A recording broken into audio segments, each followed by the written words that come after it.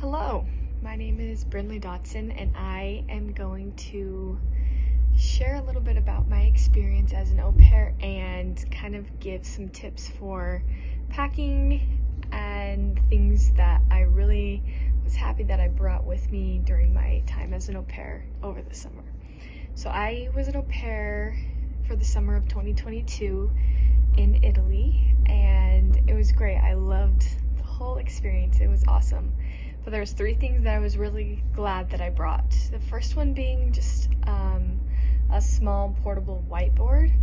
I just got it from the dollar store. It was super cheap, and I just ended up throwing it out as I was leaving, so I wasn't worried about it getting ruined or broken or anything. But it was really nice to help stay organized. My schedule was flexible depending on the week, and so I would use it to write out my schedule for the week, or use it to play games with the kids, use it to communicate, write things out. It was nice to just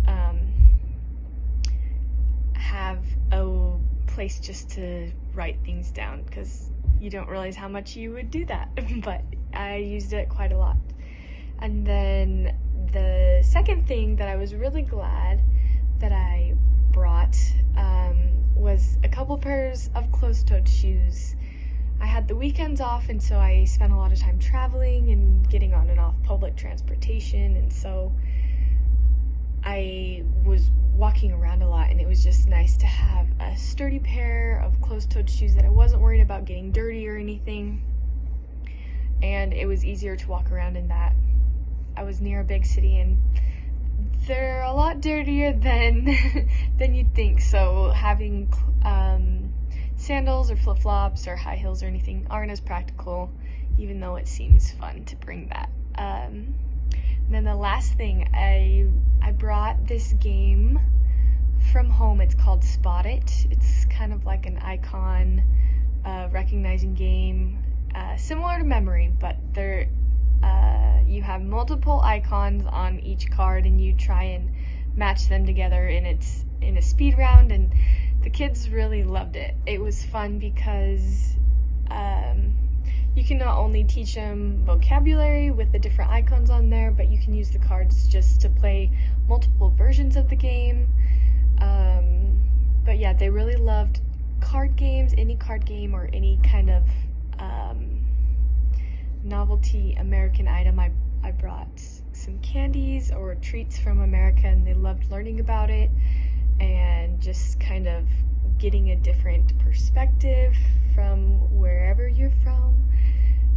But I'm sure you can find similar memory or matching games just somewhere cheap, but it really did save me. I spent a lot of time playing those games with the kids that I was with, but they enjoyed the whole entire thing.